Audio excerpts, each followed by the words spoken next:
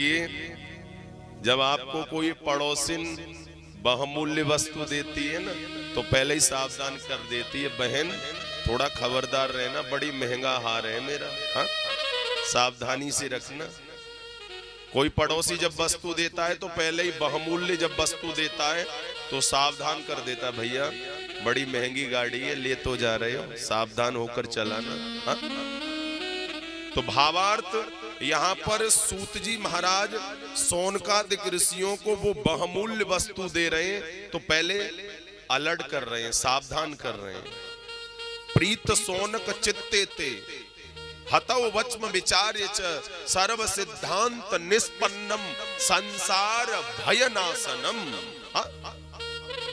हम लोग यहाँ बैठे हुए हैं तो सभी लोग भयाक्रांत हैं। बहुत से लोग तो इसीलिए नहीं आ पाए कि अगर घर को अकेला छोड़ दिया तो कहीं पीछे से कोई घुस न जाए, तो इस बात का भय लगा हुआ है। हा? बहुत से लोग इसलिए नहीं आए, अगर कथा में चले गए तो जॉब रुक जाएगी, जॉब डिस्टर्ब हो जाएगी। हा? तो इसलिए जब कोई बहुमूल्य वस्तु दी जाती है तो उसे पहले अभय कर दिया जाता है।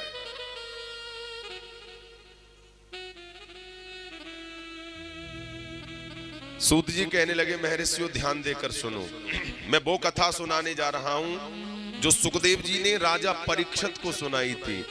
तो जैसे ही सुखदेव जी राजा परीक्षित को कथा सुना रहे थे तो कौन आ गए?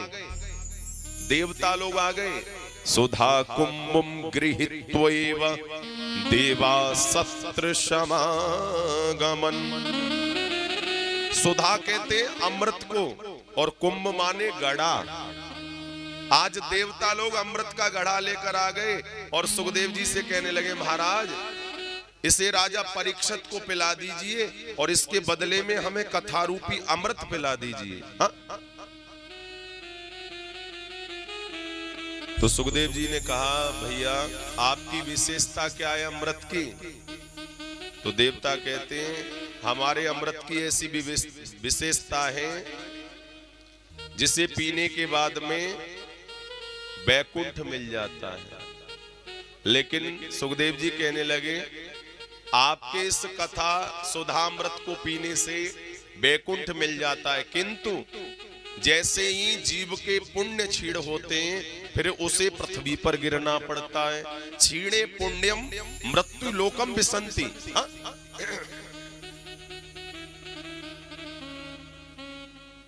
लेकिन हमारा जो कथा रूपी अमृत है ना, वो क्या करता है? छीड़े पापम स्वर्ग लोकम विसंति, यानी तुम्हारा जो अमृत है वो ऊपर से नीचे ले आता है और हमारा जो कथा रूपी अमृत है वो नीचे से ऊपर ले जाता है। हा? तो इसलिए तुम्हारे और हमारे अमृत की तुलना नहीं की जा सकती। तो सोनकादिक ऋषि कहते हैं, क्व स्वधा क्व कथा लोके क्व कांच क्व मणिर महान। क्व स्वधा क्व कथा क्व कांच क्व मणि। तुम्हारा जो अमृत है ना वो कांच के टुकड़े के समान है और मेरा जो कथा रूपी अमृत है वो मणि के समान है। अब मणि और कांच की तुलना कैसे की जा सकती है बताइए? अभी कोई व्यक्ति कांच का टुकड़ा लेकर हाथ में जाए और स्वर्णकार से कहे, भैया इसमें से अच्छे अच्छे आभूषण बना दे, तो फटकार के भगा देगा, पागल हो गया। हा? इसमें से भी कहीं तुझे आभूषण मिलेंगे?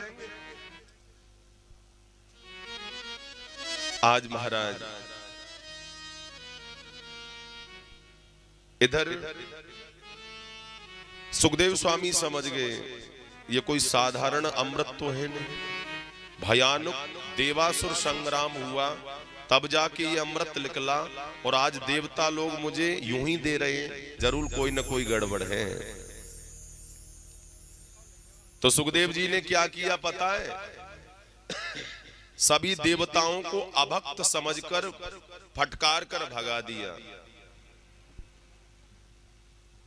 क्योंकि सुखदेव जी बताना चाहते हैं देवताओं तुम श्रोता बनकर आते तो मैं तुम्हें कथा सुनाता, लेकिन तुम श्रोता बनकर नहीं आए, अपितु मेरे भागवत का सौदा करने आए। हा? और भागवत का कभी सौदा नहीं किया जा सकता।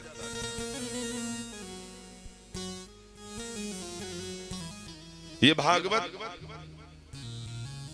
अद्भुत ग्रंथ है और इसका कभी सौदा नहीं करना चाहिए। अगर हजारों मन यहाँ पर सुवर्ण उतार दिया जाए, एक पलड़े में भागवत को रख दिया जाए और एक पलड़े में अनेकानेक रत्नों को, सुवर्ण आदि हीरा जवाहरात मूंगा आदि को रख दीजिए, फिर भी भागवत का मोल नहीं आंक पाएंगे। हाँ? इतना अनमोल ग्रंथ है ये।